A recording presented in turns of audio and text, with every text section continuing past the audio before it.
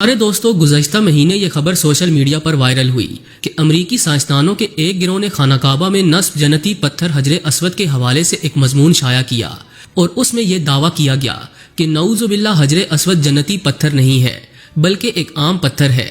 اور امریکی سائنسدانوں نے اسی عنوان سے ایک خط سعودی شہزادے محمد بن سلیمان کو بھی لکھا اور کہا کہ اگر تم سمجھتے ہو کہ حجر اسود جنتی پتھر ہے تو پھر امریکی سائنسدانوں کو اجازت دو تاکہ وہ اس کا معائنہ کر کے اصل حقیقت دنیا کو بتائیں۔ پہل تو سعودی شہزادے نے ٹال مٹول سے کام لیا، مگر جب امریکی سائنسدانوں نے اس بات کو بنیاد بنا کر اسلام مخالف پروپیگنڈا شروع کر دیا تو سعودی شہزادے نے امریکی سائنسدانوں کو حجر اسود کے معائنے کے لیے سعودی عرب آنے کی دعوت دے ڈالی، جس کے بعد امریکی سائنسدانوں کے اس گروپ نے 2 قابل ترین سائنسدان منتخب کیے اور انہیں جدید ترین آلات دے کر سعودی عرب روانہ کر دیا۔ جب یہ امریکی سائنسدان خانہ کعبہ میں پہنچے تو وہاں موجود کئی زائرین ان غیر مسلموں کو دیکھ کر آگ بگولا ہونے لگے کہ بھلا مکہ میں کوئی غیر مسلم کیسے داخل ہو سکتا ہے، مگر پھر سعودی شہزادے نے وضاحت کی کہ اگر انہیں یہ ریسرچ کرنے سے منع کر دیا جاتا تو ان کے دل میں موجود بے ایمانی مزید بڑھ جاتی اور وہ یہ تصور کر لیتے کہ شاید مسلم مذہب میں کچھ تو ایسا ضرور ہے جو وہ دنیا سے چھپانے کی کوشش کر رہے ہیں۔ امریکی سائنسدان اپنے ساتھ کئی مشینیں بھی لے کر آئے تھے جس کے ذریعے وہ حجر اسود کی جانچ پڑتال کرنا چاہتے تھے۔ سعودی شہزادے محمد بن سلیمان بھی خانہ کعبہ میں تشریف لائے جبکہ سعودی حکام بھی موجود تھے۔ دوستو، امریکہ سے آنے والے ان دونوں سائنسدانوں میں سے ایک آگے بڑھا اور اس جنتی پتھر کو غور سے دیکھنے لگا۔ یہ اپنے ساتھ کئی کیمرے اور مشینیں لایا تھا جس سے وہ حجر اسود کی بناوٹ اور خدوخال کو چیک کرنا چاہتا تھا۔ جب اس نے اس مشینری سے حجر اسود کی جانچ پڑتال کرنا شروع کی تو کچھ ہی دیر میں اس کے چہرے کا رنگ بدلنے لگا، اس کا وجود زرد پڑنے لگا، چہرے پر پسینے کے قطرے آنے لگے۔ وہ جیسے جیسے معائنہ کرتا جا رہا تھا اس کی حیرانی اور پریشانی مزید بڑھتی چلی جا رہی تھی۔ اچانک وہ گہری اور لمبی سانسیں لینے لگا، گویا اس کی سانس اٹک گئی ہو۔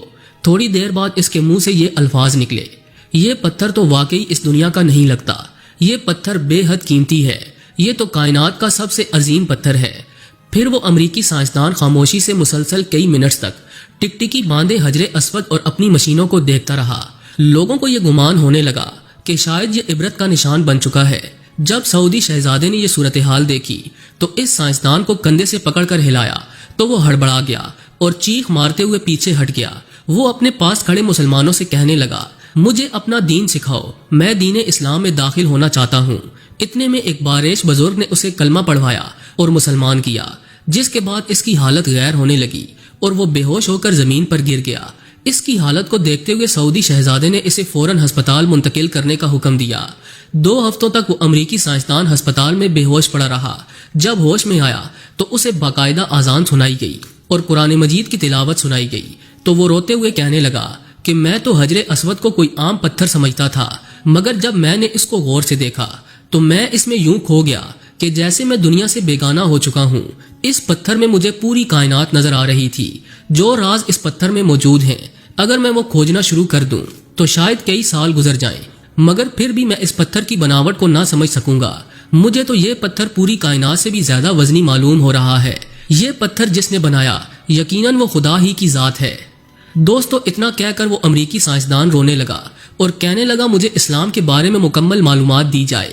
پھر اس نے ایک رپورٹ تیار کر کے امریکہ میں اپنے ساتھی سائنسدانوں کو بھیجی اور بتایا کہ حجر اسود دراصل جنتی پتھر ہے اور یہ جنت سے ہی زمین پر اتارا گیا، یہ کوئی عام پتھر نہیں۔ میری ریسرچ نے مجھے مسلمان بنا دیا۔ امریکی سائنسدانوں نے جب یہ رپورٹ پڑھی تو وہ بھی حیران رہ گئے کہ ہم جسے جھوٹا اور غلط ثابت کرنے جا رہے تھے اسی پتھر کی وجہ سے ہمارے ساتھی نے دین اسلام قبول کر لیا۔ سبحان اللہ۔ دوستو، بلا شبہ حجر اسود جنت کے یاقوتوں میں سے ایک یاقوت ہے جسے حضرت آدم علیہ السلام اپنے ساتھ جنت سے لائے تھے اور تعمیر بیت اللہ کے وقت ایک گوشے میں نصب فرمایا تھا۔ نبی اکرم صلی اللہ علیہ وآلہ وسلم نے ارشاد فرمایا، جس وقت حجر اسود جنت سے اترا تو وہ دودھ سے زیادہ سفید تھا، پھر آدمیوں کے گناہوں نے اسے سیاہ کر دیا۔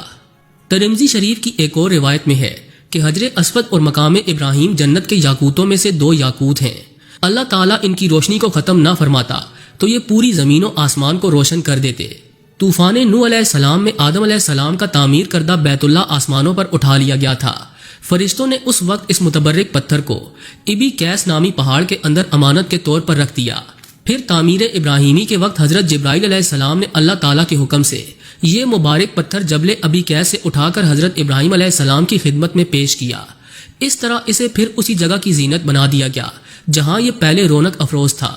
حجر اسود کے فضائل و اوصاف میں حضور نبی اکرم صلی اللہ علیہ وآلہ وسلم کے بہت سے ارشادات حدیث اور تاریخ کی کتابوں کی زینت بنے، لیکن جنت کا یہ انمول موتی، عالی مرتبت مقدس و متبرک یاقوت، گردش ایام کی ستمرانیوں سے محفوظ نہ رہ سکا۔